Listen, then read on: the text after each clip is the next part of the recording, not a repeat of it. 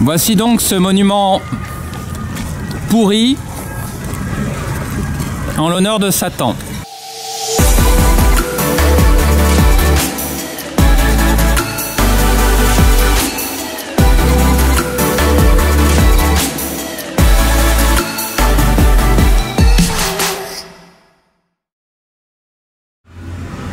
Voici donc ce monument qui a été fait en 1989 en l'honneur du bicentenaire de la Déclaration des droits de l'homme et du citoyen.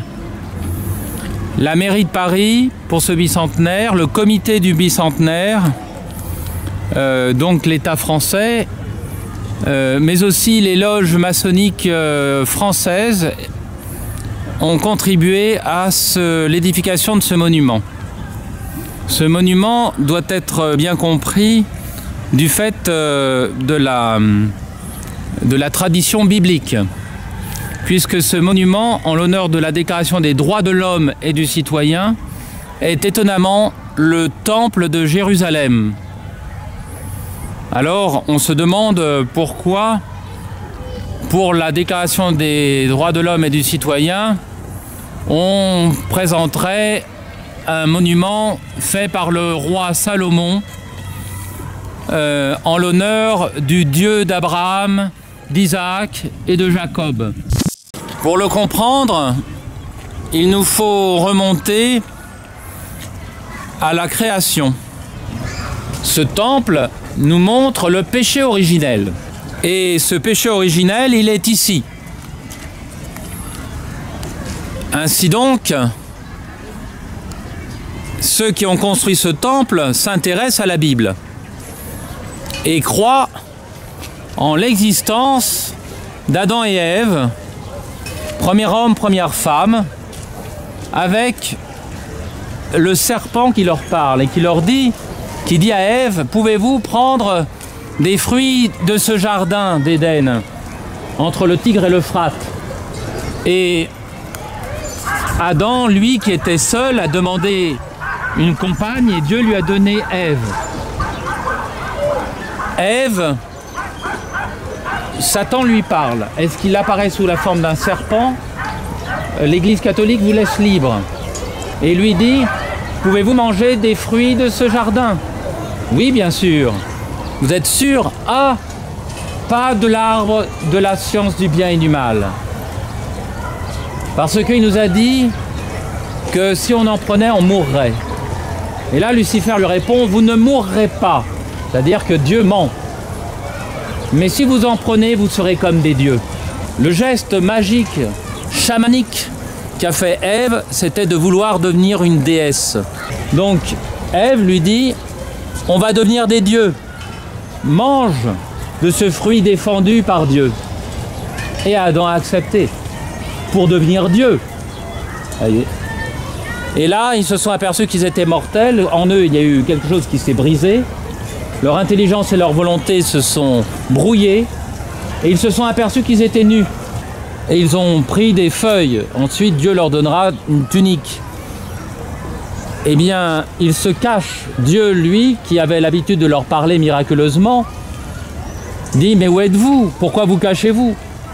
Mais parce que nous sommes nus. Mais qui vous avait dit que vous étiez nus?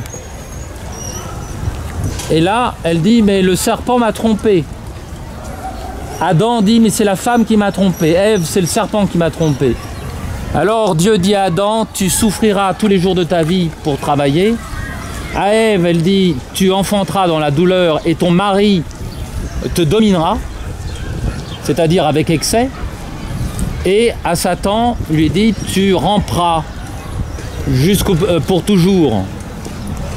Et voilà que ce serpent, vous le voyez ici dans le motif qui est à côté du péché originel, le serpent de l'arbre et le serpent avec deux hommes à genoux.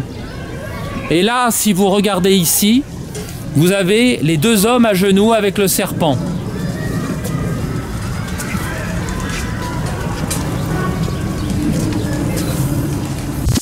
Donc, ceux qui ont fait ce monument sont fiers du péché originel et sont fiers du serpent.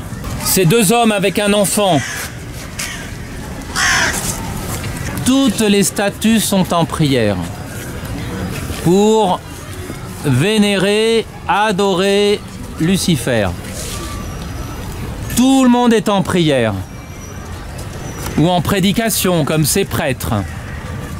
Ce sont de véritables prêtres qui sont ici. Voyez ici la statue de la liberté que la franc-maçonnerie avait donnée aux Américains à New York. Mais elle a 7 cornes comme en faisant référence aux bêtes de la mer de l'Apocalypse. Satan a persécuté l'homme pendant des siècles. Il y eut le déluge et puis ensuite il y eut la tour de Babel. 100 ans après la Révolution française, les francs-maçons ont fait construire la tour de Babel enfin terminée, qui est la tour Eiffel, pour montrer que Dieu a été vaincu par l'homme, enfin, qui peut insulter jusqu'aux cieux. 200 ans après, la franc-maçonnerie va faire ce temple. Mais ce temple, c'est le temple de Salomon. Donc il faut connaître l'histoire juive et les relations qu'il y a entre la franc-maçonnerie et certains rabbins ou talmudistes. Qu'est-ce qui s'est passé? Lorsque le peuple hébreu a été au contact avec la sorcellerie égyptienne, du temps de Moïse, ça faisait 450 ans ou 430 ans environ qu'ils étaient en Égypte. Et donc ils ont bien connu les dieux égyptiens. C'est la raison pour laquelle lorsque le peuple hébreu est tiré d'Égypte, du pays du péché vers le pays de la rédemption qui est la Terre Sainte, les Aaron, désespérant que Moïse revienne du mont Sinaï, a fait un veau d'or, le dieu Apis égyptien. Donc cette connaissance de l'égyptologie vient pour les rabbins de la connaissance intime de ce temps-là. 1400 ans, 1500 ans avant Jésus-Christ, lorsque, après Abraham, Isaac, Jacob, surnommé Israël pour son combat avec l'ange, vient habiter pendant la famine des 7 vaches grasses et des 7 vaches maigres en Égypte. Ensuite, vous avez aussi des communautés juives qui resteront à Alexandrie. Donc ils connaîtront parfaitement la sorcellerie égyptienne.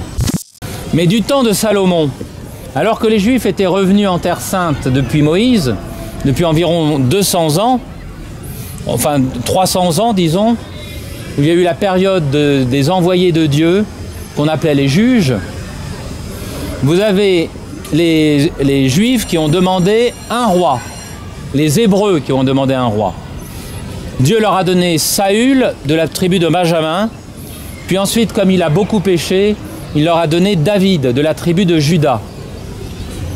Et le roi David a fait la guerre et Dieu lui a dit « Tu ne me construiras pas un temple, mais ton fils Salomon. » Or, le temple était construit au-dessus de l'Arche d'Alliance.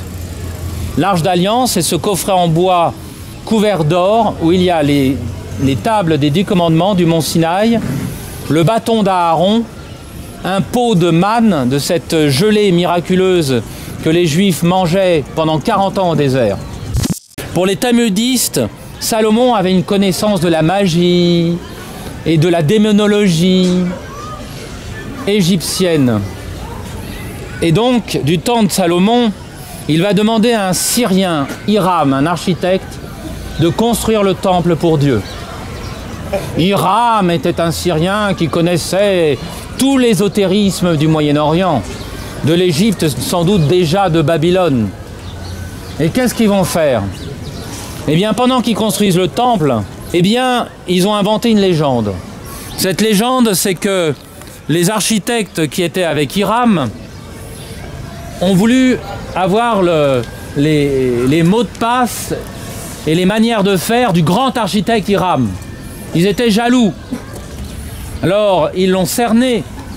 Il y en a un qui lui a donné un coup de maillet sur la tête parce qu'il ne voulait pas dire les mots de passe secrets des maçons de l'époque. Ensuite, il y en a un autre qui lui a donné un coup avec avec un objet dont je ne me souviens plus. Ce sont les grades d'apprenti, de compagnon et de maître. Et ultimement, le troisième lui a donné un coup d'épée. Épée flamboyante, c'est-à-dire, comment dire, qui tourne, ondulée, à double tranchant. Et donc, depuis, il y aurait eu cet ésotérisme qui consiste à avoir des secrets de science architecturale, de sciences de cosmologie, des esprits, des invocations d'esprits.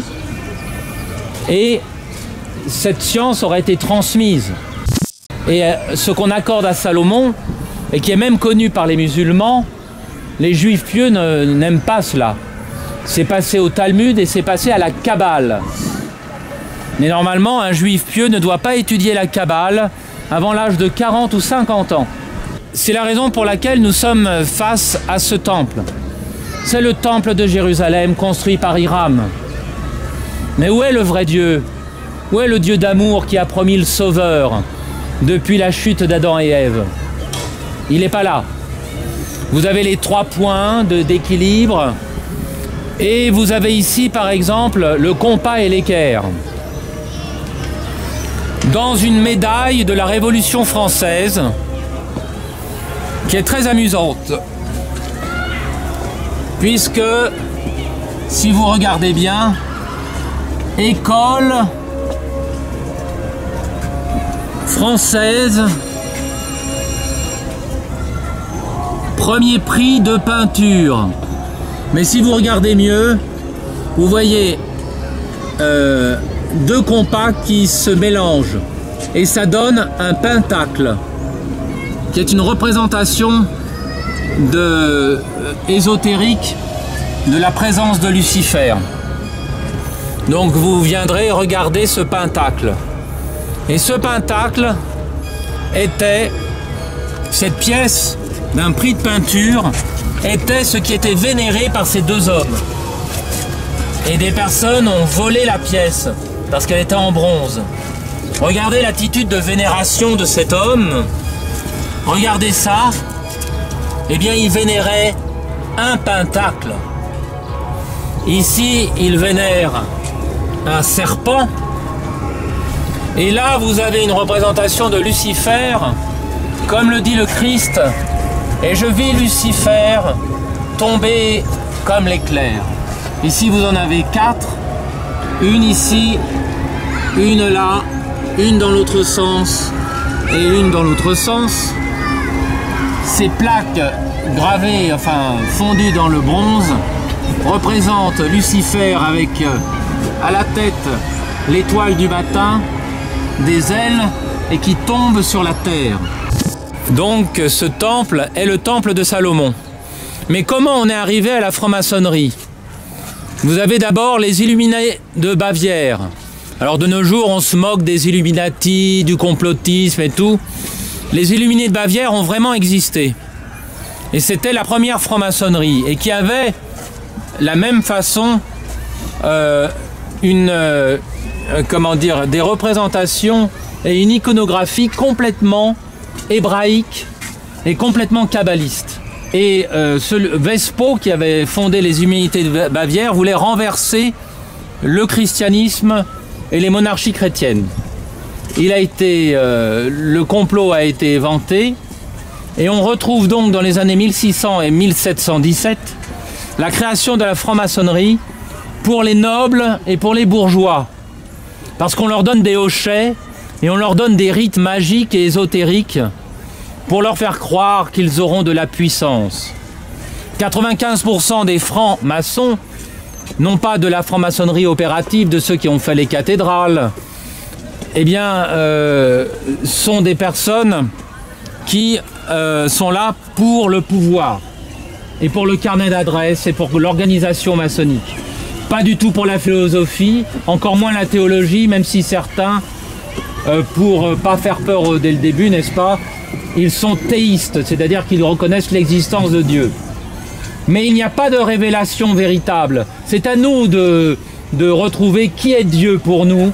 Et surtout, il n'y a pas de morale. C'est la raison pour laquelle les francs-maçons vont tout de suite faire le divorce, l'avortement, l'euthanasie. Parce qu'il n'y a pas de morale. Chacun, dans sa volonté, sa liberté, fait ce qu'il veut. Alors, à la Révolution française d'ailleurs, c'est la liberté ou la mort. C'est les coupeurs de tête. Le monument en est fier apparemment. C'est unité, indivisibilité de la République, liberté, égalité, fraternité ou la mort. C'est très sévère. Et le roi, le pauvre roi chrétien, c'est Louis XVI, ici, qu'on représente ensuite avec le bonnet phrygien. Et ils ont quand même la cruauté de représenter le dauphin, l'enfant du temple. Ça, c'est méchant. Et là, voyez-vous, vous avez deux hommes qui sont en train de prier. Mais ils ne prient pas le Dieu d'Abraham, d'Isaac et de Jacob, puisqu'on voit des représentations de Lucifer et de Pentacle. Donc à qui ils offrent ce bébé? Voyez-vous, ils peuvent toujours daigner de faire des sacrifices humains, en tout cas sur un monument qui est parfaitement représentatif de leur ésotérisme, de la science cachée, de l'homme, sur Dieu, sur les esprits, sur l'homme. Eh bien, ces deux hommes offrent un bébé.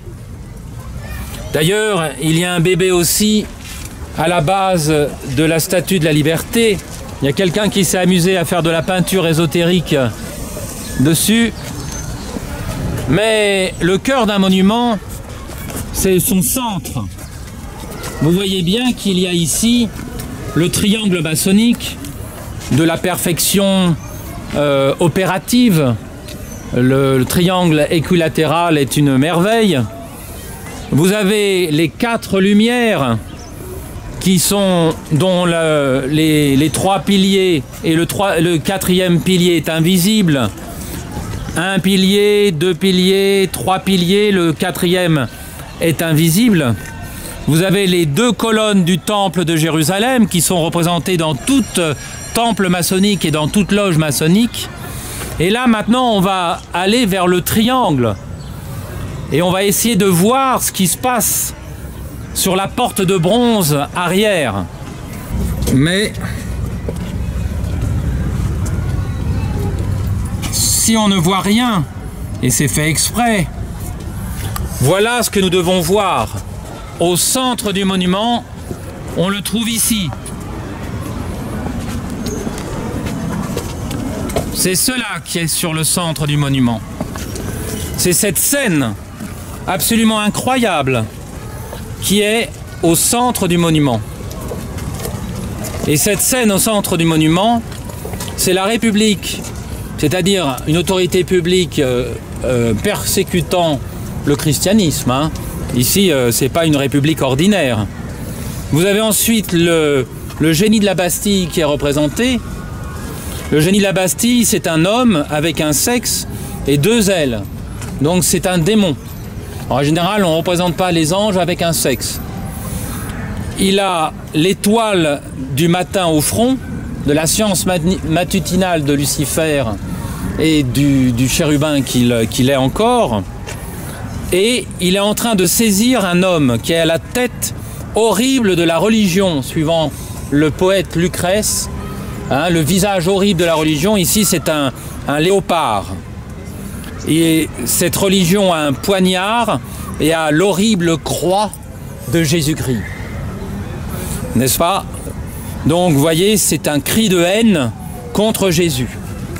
Ensuite, vous avez la royauté.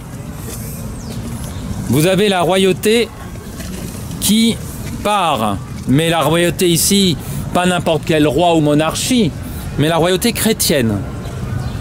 Il s'enfuit avec la religion, piteusement. Mais c'est Lucifer qui chasse la religion et le roi. Cette image est au cœur du monument. D'ailleurs, en passant, vous avez Commune de Paris, qui est donc une médaille de bronze particulièrement importante, parce que la Commune de Paris, on a tué les prêtres, On a tué les prêtres, tant et plus. Voyez.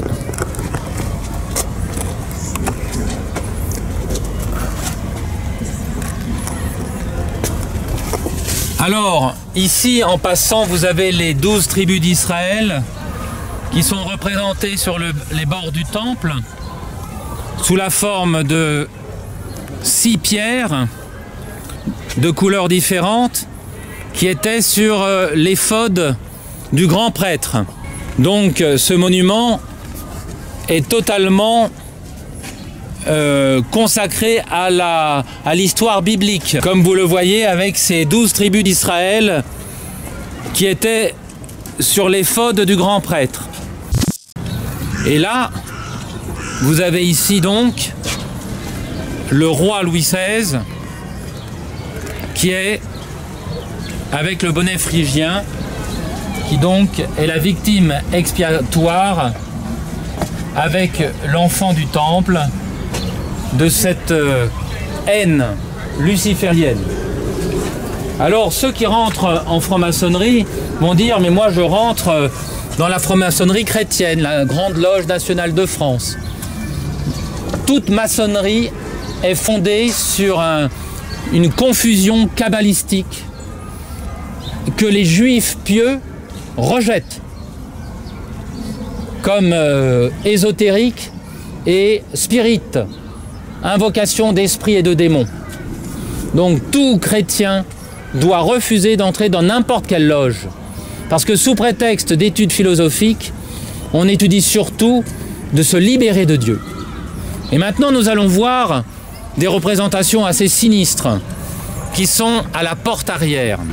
Vous avez signe de l'immortalité des tortues. Et un temple qui là est représenté de manière quasiment égyptienne. Et là vous avez en haut le serpent qui se mord la queue, l'Ouroboros, qui est un résumé des 2 colonnes devant le temple et de l'arrière du temple. Mais cet Ouroboros, qui est un symbole ésotérique de l'Antiquité, on le retrouve ici de manière monstrueuse, de manière redoutable, ici, et de manière forte. Voyez, c'est le chef du monument, le serpent ancien. Et là, vous avez ici le summum de ce monument, l'adoration luciférienne à son maximum. Ils sont tous en train de prier, tous, avec des gestes de louange absolument impressionnants, avec des têtes coupées, mais coupées les unes sur l'autre, hein, le tronc sur le tronc, c'est absolument monstrueux. Et là, vous remarquerez qu'il y a des hommes au milieu, hein, ils ont du mal à laisser des femmes être témoins de toutes leurs discussions cyniques sur l'avortement, parce que les femmes se rappellent d'être des femmes. Et les secrets maçonniques, elles ont du mal à les garder. Vous avez comme pourtant une femme ici. Vous avez ici 2 pauvres femmes qu'on présente comme avoir des références à des tendances homosexuelles, 2 lesbiennes. Et ici, un couple d'hommes qui est sans doute aussi la représentation de 2 personnes à tendance homosexuelle d'hommes. Mais ici, vous avez que des hommes au centre et qui sont en train de prier. Rapprochez-vous tous, regardez cet ensemble statuaire et dites-moi s'ils ne prient pas. Et donc, comme ce monument est purement maçonnique, ça vous montre bien que la franc-maçonnerie est une religion et pas du tout un club de philosophes. Puisqu'il prie, il parle à quelqu'un de surnaturel, il parle à Lucifer. C'est évident. Regardez bien ça pour que jamais personne ne vous dise ensuite que la franc-maçonnerie est un club de réflexion philosophique.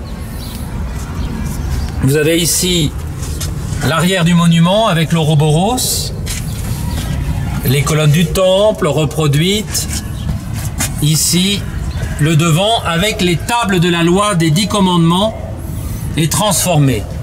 Et sur la droite, vous avez une représentation du pélican. C'est Jésus normalement qui donne sa vie Ici, c'est le pélican ésotérique. Vous avez une pièce en l'honneur de Charlier qui noyait les gens à Lyon en 1793. Et vous avez ici une représentation blasphématoire où vous avez l'Église catholique sous la forme d'un âne avec attaché à sa queue un ciboire, un calice autour du cou, un ostensoir sur sa selle, marchant sur une crosse et sur la croix et marchant sur la Bible, avec sur la tête une mitre d'évêque. Et il est marqué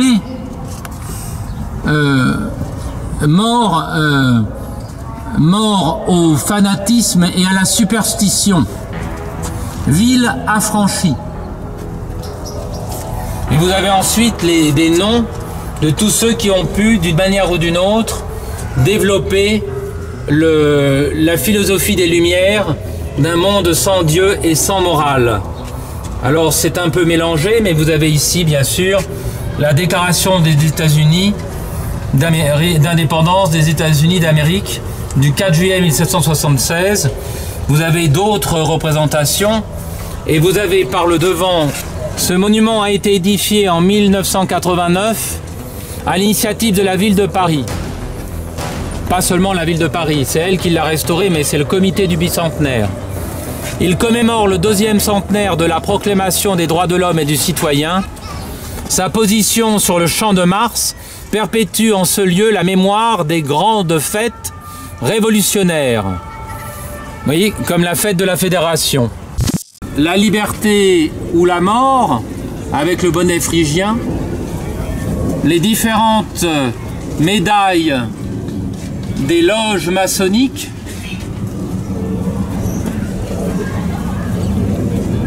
Qui sont représentées ici. Avec toujours cette idée, vivre libre ou mourir.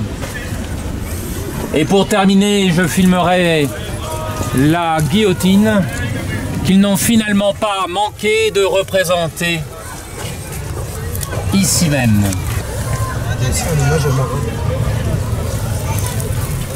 Vous avez Marat, bien sûr, qui est ici. Mais vous avez surtout Lucifer qui tombe sur la terre en reprenant la phrase de Jésus « Et je vis Lucifer, je vis Satan tomber comme l'éclair ». Ce monument est donc consacré à Lucifer.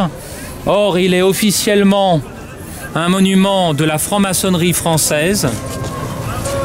C'est quand même dommage que les francs-maçons honnêtes ne puissent pas se dire qu'ils ne peuvent pas être au service du prince déchu, mais s'ils sont de la raison et contre Dieu, alors pourquoi sur ce monument ils sont tous en prière?